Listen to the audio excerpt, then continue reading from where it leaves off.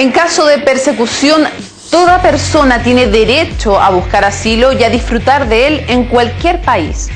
Aylan Kurdi no tuvo ese derecho. A sus 3 años se escapó con sus papás y un hermano desde la frontera kurdo-siria y terminó ahogado boca abajo en una playa, convertido su recuerdo en una foto que remeció conciencias. Aylan no lo supo, pero era obligatorio rescatarlo y ponerlo a salvo, porque el asilo es un derecho consagrado en la Declaración Universal de Derechos Humanos desde 1948. Pero el papel aguanta todo. En lo que va de este año han cruzado el Mediterráneo 350.000 personas, el 12% mujeres embarazadas, y ya han muerto 3.000, como Aylan. Se trata para Europa de la peor crisis de refugiados desde la Segunda Guerra Mundial. Sirios, afganos, iraquíes, eritreos, ya no buscando una vida mejor, sino buscando conservar la propia. Y frente a este drama, no pocos en la Unión Europea olvidan su historia. Esos años entre 1824 y 1924, en que 52 millones de europeos pidieron y recibieron asilo en alguna parte del mundo. Como alguien dijo, la indignación no hace política, pero puede ser paso previo a la política. Urgente entonces que ese sentimiento que surge de la imagen de este niño muerto en una playa, que impacta, genere cambios rápido, porque pasa el tiempo, se adormecen las conciencias y ya nadie recuerda que hace pocos meses en el mar de Libia murieron ahogadas 800 personas que soñaban con llegar a Italia. Cada año 1 millón de personas pide asilo, recibiendo demasiadas veces un no como respuesta. Y contrario a lo que se cree, el 86% de los refugiados son aceptados en países en desarrollo y solo un 14% en naciones ricas. 1 de cada 3 personas que buscan asilo son niños. Niños como los tuyos, como los míos, como tus hermanos menores o como fuiste tú. Solo que ellos tuvieron la mala suerte de nacer en el tiempo y lugar equivocados. Cuando no todos valen igual, donde una frontera es la tumba de tus sueños. Comienza Cable a Tierra.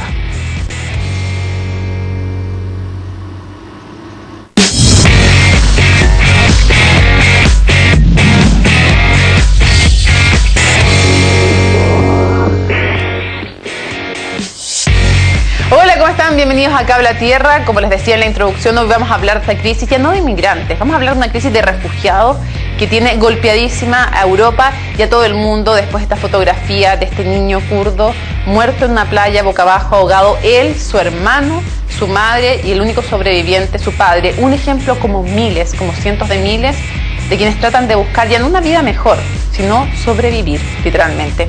Un tema interesantísimo entonces que tiene consecuencias regionales y mundiales, del cual vamos a conversar con 2 panelistas. Le damos la bienvenida a Stephanie Allende. Gracias por acompañarnos, Stephanie. Muchas gracias. Ella es doctora en Sociología y además es directora de la escuela y por supuesto académica también, aparte de directora de la Escuela de Sociología de la Universidad Andrés Bello. Gracias por acompañarnos. Le damos la bienvenida también a Paula Badilla. Paula, gracias por estar con nosotros. Paula es abogada, es asesora del Consejo Nacional de la Infancia, pero además ha investigado el tema de las migraciones, así que muy atingente que nos acompañes.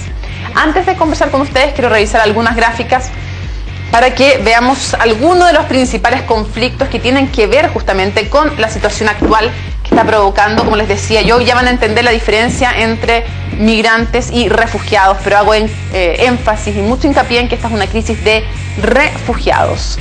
Más allá de que, obviamente, que el tema de los migrantes sigue siendo un tremendo tema, pero vamos a aprender cuáles son las diferencias unos y otros y revisemos primero algunos de los principales conflictos. ¿Y para qué queremos revisar en el mapa estos conflictos? Porque ustedes van a entender entonces por qué se centra en Europa y por qué vienen justamente de esos países. A ver, tenemos innumerables conflictos en el mundo, evidentemente. Estamos destacando solo algunos, claro, Gambia y Mali más lejanos, pero, por ejemplo, normalmente no escuchamos de Eritrea, pero es uno de los países con sistemas más opresivos en África. Es un régimen donde se violan permanentemente los derechos humanos, en riesgo mujeres, de niños, hay temas étnicos, de religión también. Bueno, evidentemente en Siria está siendo la principal fuente de refugiados a Europa, Irak, Afganistán, bueno, siempre el conflicto palestino, pero aquí tenemos entonces la fuente y ya vamos a revisar con más detalles, pero solo para que haga una primera aproximación. Dado que aquí están los conflictos, evidentemente vía Italia en algún momento, pero, ojo, resultaba también que se hizo toda una operación para lograr controlar la situación ahí, patrullajes más intensos, entonces termina siendo Grecia uno de los puntos, junto con Turquía también, a través de donde comienzan a intentar ingresar para luego, ya van a ver el detalle, pasar por Hungría y de ahí seguir a Austria, Alemania, Inglaterra, Francia. Pero para que se haga una idea principal y general, primero, desde acá, pero principalmente desde esta zona, Siria principalmente, sin duda, comienzan, de hecho son como 85.000 los refugiados sirios en lo que va del año, de los 350.000 que han intentado llegar a Europa. Ahí está. Revisado esto, revisemos también entonces justamente un perfil con algunos datos generales de Siria, que es el principal país o la principal fuente de refugiados en esta crisis puntual. Capital, Damasco, población 17 millones de habitantes. Esto es curioso, es relevante, más que curioso, porque hace 4 o 5 años antes del comienzo de la guerra en Siria, de esta guerra civil, este número era 21 millones, o un poquito más. Y hoy ha disminuido porque hay 4,5 millones de personas que han tenido que salir de Siria para preservar su vida o su integridad física, y dentro de Siria además se han desplazado 7,5 millones de personas. Imagínense la magnitud de este conflicto para que tenga que ser así. Superficie, ahí está, 185.000 kilómetros cuadrados. Presidente, esto lo estamos haciendo solo por una formalidad, yo le pondría dictador, Bashar al-Assad, pero en fin, presidente solo es una dictadura hereditaria incluso.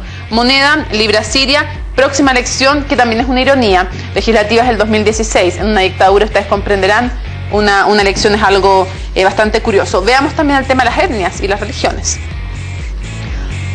Ahí están, en Siria. Árabes 90%, kurdos, armenios y otros 10%. Religiones, sunita es la mayoría, pero hay una minoría también gobernante. Idiomas, árabe, kurdo, armenio y arameo. ¿Y por qué es importante el tema de las etnias y el tema de las religiones? Porque también tiene que ver con la posibilidad de que alguien se sienta en riesgo. Muchas veces la religión que él tiene, siendo una mayoría muchas veces en algunos países, frente a una minoría gobernante de otra religión, son oprimidos justamente. Esa es una de las posibilidades. También en otras ocasiones es por la condición social, por el sexo o simplemente por razones políticas. Pero ahí están algunos de los datos de Siria. Sin duda que Aylan es el niño que, a través de su imagen, muerto boca abajo en una playa, luego tomado en brazos por un oficial que se encuentra con que está muerto. Ha muerto él, su madre y también su hermano. Sobrevive con dolor, apenas, dice él, como muerto en vida, su padre. Es la historia que remece conciencias y que recuerda lo que es esta crisis de refugiados. Nos lo cuenta en su nota Nicolás Ríos. La cruda imagen del niño sirio Aylan Kurdi conmovió al mundo. Es una de las más de 2.000 personas que este año han muerto en el Mediterráneo intentando llegar a Europa. La guerra civil siria, que comenzó en 2011, ha obligado a más de la mitad de la población a dejar sus hogares. La mayoría busca refugio en otras ciudades del país. Unos 4 millones se encuentran en campos de refugiados en países vecinos, mientras que otros miles intentan alcanzar la Unión Europea. A la policía no le gustan los sirios. En Serbia, en Hungría, en Macedonia, en Grecia. Mi mensaje es: por favor, ayuden a los sirios. Los sirios necesitan ayuda ahora. Solo paren la guerra y no iremos a Europa. Según la Organización Internacional para las Migraciones, solo en lo que va del año, cerca de 350.000 personas han llegado al viejo continente, cruzando el Mediterráneo. La mayoría ingresa por Grecia, Italia o España. Debemos entender por qué las personas están arriesgando sus vidas, están escapando de la guerra, inestabilidad política e inseguridad, para buscar un mejor futuro. Nuestra primera prioridad debe ser salvar vidas y proveer de asistencia humanitaria. Quienes logran ingresar a Europa sin ser capturados deben sortear controles fronterizos como los del Reino Unido en el Eurotúnel o las nuevas leyes húngaras, que penan con hasta 3 años de cárcel a los indocumentados. El gobierno de este país está construyendo un muro en la frontera con Serbia, mientras que el primer ministro recordó el dominio otomano en la zona para argumentar su rechazo a la presencia de musulmanes en su territorio. Creo que tenemos el derecho a decidir que no queremos grandes cantidades de musulmanes en nuestro país. No nos gustan las consecuencias de tener grandes comunidades como lo vemos en otros países.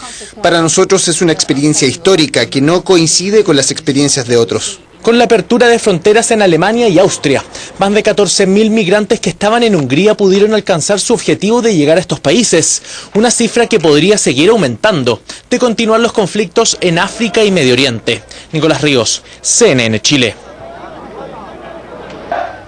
Bueno, una historia conmovedora, es una historia que le pone cara en el fondo finalmente a este drama de los refugiados. Stephanie, ¿por qué crees tú que en esta ocasión toca tanto el caso de este niño y por qué este tema vuelve a estar en la palestra? No sabemos por cuánto, pero ¿por qué es tan impactante esta vez este caso? Bueno, justamente por el tema del niño, obviamente que produjo una conmoción en toda Europa y en el mundo, obviamente por la imagen, obviamente que circuló en todas las redes sociales, prensa, etcétera, y obviamente eso hizo finalmente que la comunidad internacional, más allá de Europa, tomara conciencia de ese drama, digamos, ¿no? Porque hay efectivamente una crisis de refugiados. Vamos a volver sobre este tema justamente porque detrás de esta crisis de refugiados hay también otro tipo de inmigración. Pero la imagen fue particularmente impactante y de hecho generó incluso un cambio en el carácter empático de la canciller alemana, Angela Merkel, que no se caracterizó durante los últimos tiempos por su empatía, por ejemplo. Justamente ahora aparece como Nuestra Señora de los Refugiados, como tiene esa imagen, digamos, bastante de líder, de heroína de los refugiados en Europa. Diciendo que va a aceptar a 500.000 por año, además, sí. O aceptando más bien que lo diga el número 2 de su gobierno. Y contrasta mucho con el planteamiento de hace un par de meses atrás, ¿no? Que eran mucho más severos, mucho más duros, mucho más etcétera, ¿no? Entonces hay obviamente un efecto de esta tragedia sobre las percepciones y eso en todas partes. El hecho también de que Paula sea un niño blanco y que lo vean muy parecido a lo que podría ser el hijo de cualquiera de esas personas que están sentados en sus sillones en Europa probablemente. Yo estoy diciendo que esto sea positivo, estoy tratando de explicarme también las razones de cómo funcionan también los mecanismos de rechazo, de aceptación, de cercanía o no, sabiendo que en Europa obviamente que es multicultural y multiétnica, pero para los sectores más refractarios en general justamente, leía yo los perfiles psicológicos, los que tienen piel blanca, son más refractarios evidentemente a la inmigración y a los refugiados. Y el hecho de que sea este tipo de niño, que se parecía mucho a cualquier niño posible de ellos, y que estuviera escapando además no de una situación económica adversa, sino de la guerra, ¿influye también en cuánto ha impactado este caso? Sí, me parece que sí. Creo que si hay algo que lo refleja fueron las declaraciones del primer ministro de Inglaterra, cuando David Cameron dijo que a él le había impactado no solo como político, sino también como padre. Quizás es más fácil relacionarse con la imagen de un niño que en alguna medida se parece más a los hijos, a los nietos de las personas que están hoy en Qué triste control. Que sea así, entre paréntesis. Es horrible, pero es así. Es un hecho. Revisemos algunos datos de la economía siria para que justamente empecemos a analizar qué hay detrás de lo ocurrido, por qué 350.000 personas deciden arriesgarse de esta manera en una de las rutas más peligrosas del mundo para llegar hasta Europa. Bueno, la economía de Siria, un PIB general de 107.000 millones, PIB per cápita 5.100. Piensen que Chile tiene, ya lo ven ustedes por el ranking que está muy abajo, una economía que está destrozada a estas alturas después de la guerra civil, tampoco es que haya estado tan bien durante la dictadura en general, pero peor aún después de la guerra civil. Chile tiene 22.000 de PIB per cápita, crecimiento menos 48%, comparado con el 2010, inflación 34,8%, pobreza estimada 80%, desempleo estimado, y siempre tenemos que poner estimado porque en general el cuestionamiento de las cifras oficiales también de una dictadura en general y cuando hay una guerra civil evidentemente es mayor, por eso estimado el desempleo 58%. Veamos cuáles son las principales exportaciones dentro de lo que queda de la economía siria. Crudo, minerales derivados del crudo, frutas y vegetales, fibra, algodón. Exporta a Irak en un 60%, a Arabia Saudita un 10%, a Kuwait 6,5%, Emiratos Árabes 5,6%, Libia 4,3%. Stephanie, ¿en qué se origina la crisis actual de refugiados y de inmigrantes? Porque ambas cosas se van mezclando. ¿Cuáles son las causas que podemos ver detrás de esta crisis? Sería una, obvio. Sí. Te estás refiriendo al caso sirio precisamente, ¿no es cierto? Al caso o a nivel sirio general. Y además que analicemos todos los factores sí. que se dan en estos 350.000 personas tratando de llegar solo este año. Sí, bueno, Lo que sabemos respecto a las cifras es que los países de los cuales salen esos migrantes son países efectivamente que son países en guerra, ¿no? Entonces que huyen, o lo que dijiste inicialmente, dictaduras qué sé yo, Al-Qaeda, en fin, como situaciones realmente que no les permite quedarse en su país y respecto a lo cual necesitan protección. De ahí esta categoría de refugiados y que es, como dijiste, una crisis de refugiados principalmente. Entonces, ¿cómo se origina en el caso sirio? Digamos, se origina hace varios años por la intervención, obviamente, de Estados Unidos en la región, no solamente en Siria, Estados Unidos, pero obviamente sus aliados en la región, que desestabilizó finalmente la economía, la vida, todo de estos países, y que por lo tanto provocó, los países europeos y Estados Unidos son en gran parte responsables de esta crisis que desató. Tampoco intervienen directamente, tampoco quieren intervenir en esta guerra civil. O sea, la inacción también ha provocado que se agrave la situación. A ver, Estados Unidos no está muy interesados en intervenir, pero por ejemplo los países europeos, Francia, Alemania, por ejemplo, sí, lo están. Ahora, no hay un consenso sobre cómo intervenir. Está viendo hoy día las noticias en Francia y hablaban de, algunos incluso en la derecha hablan de intervención terrestre, otros por aire, en fin, ¿no? Entonces no hay un consenso sobre cómo intervenir, pero están totalmente convencidos de que hay que solucionar primero el conflicto sirio para que esta crisis de los migrantes cese, digamos. El tema Estado Islámico, Stephanie, también, ¿cuánto ha influido en que se agrave la situación, una situación que ya es de por sí grave en la región?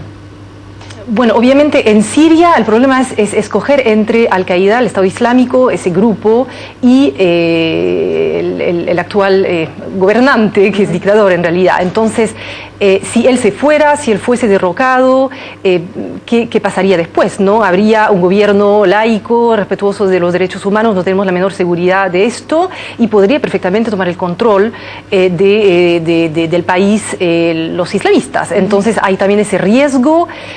De ahí el hecho de que sea una situación finalmente muy dificultosa, con aliados muy distintos. La posición de Rusia también en el conflicto no ayuda de repente. La de Estados Unidos mucho más retraída que de los aliados europeos, pero en el caso europeo claramente hay un planteamiento de que hay que intervenir directamente en ese conflicto. Paula, uno además podría incluir dentro de los factores, ya decíamos Siria, Estado Islámico, uno podría también incluir el prácticamente derrumbe o desmoronamiento de Libia en la zona, también lo que pasa en Eritrea, que es una constante, y también cómo restringen los países vecinos la posibilidad de que los sirios se queden de refugiados en las naciones más cercanas. ¿Es esa otra también de las razones importantes? De todas formas, hay en este sentido dos factores que tener en cuenta.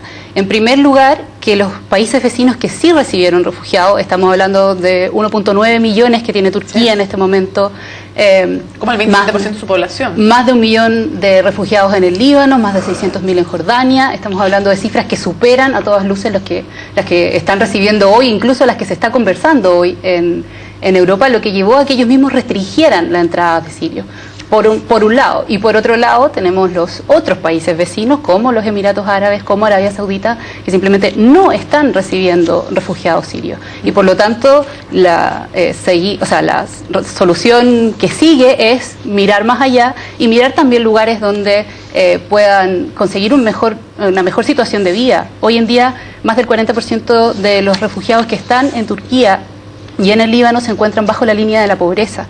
Los ahorros se acabaron, no han podido insertarse en las sociedades y por lo tanto la situación es crítica, incluso aquellos que ya han podido escapar de la situación de la guerra. Ahora, uno también se podría preguntar, Stephanie, ¿por qué los países ricos del Golfo no reciben también a quienes de alguna manera son sus hermanos? ¿Por qué no reciben también a musulmanes? ¿Por qué no reciben a quienes están en una situación súper desmedrada siendo países tan ricos? Yo creo que principalmente por terror al terrorismo, justamente por no querer o por suponer que eventualmente podrían entrar a sus territorios bien controlados representantes de Al-Qaeda, por ejemplo.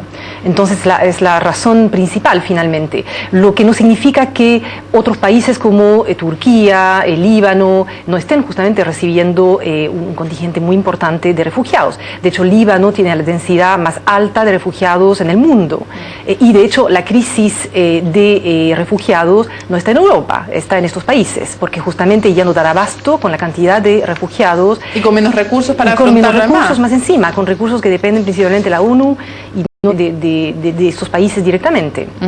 Bueno, de hecho me corrijo, porque en el caso del Líbano, ahora que constituyen el 27,9% de la población, es el caso del Líbano, y Turquía efectivamente tiene mayor número, pero menor porcentaje de la población, pero siendo de igual manera una población súper importante, solo 2,3% de la población, y en el caso de Jordania el 10%, pero de igual manera en Turquía son 1,8 millones, como decía Paula.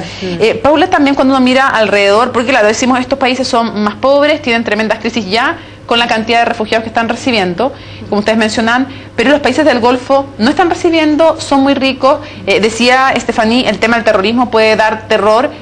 ¿Cuánto también el hecho de ser dictaduras, monarquías, y monarquías donde reciben mucha mano de obra barata afuera, cuánto del miedo a que la composición étnica, que ya es feble a favor porque son minoritarios, es loquísimo, pero en Arabia Saudita y en otros países muy ricos del Golfo son minoría los locales.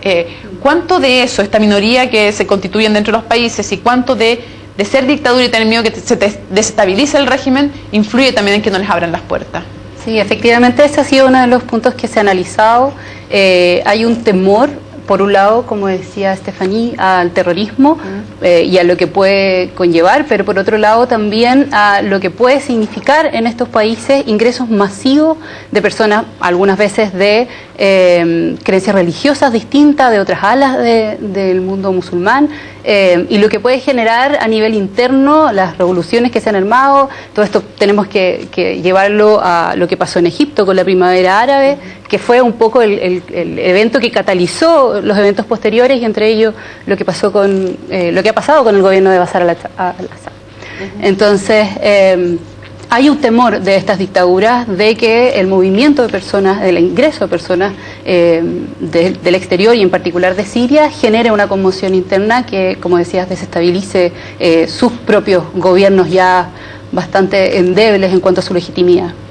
Sí, de hecho, hay incluso un control muy fuerte en esos países para los ingresos, justamente las migraciones, en la medida en que, no sé, leía que necesitan para poder migrar hacia esos países un tutor, por ejemplo, que los acoja, o que de garantías de repente de que estas personas no van a amenazar cierta estabilidad local.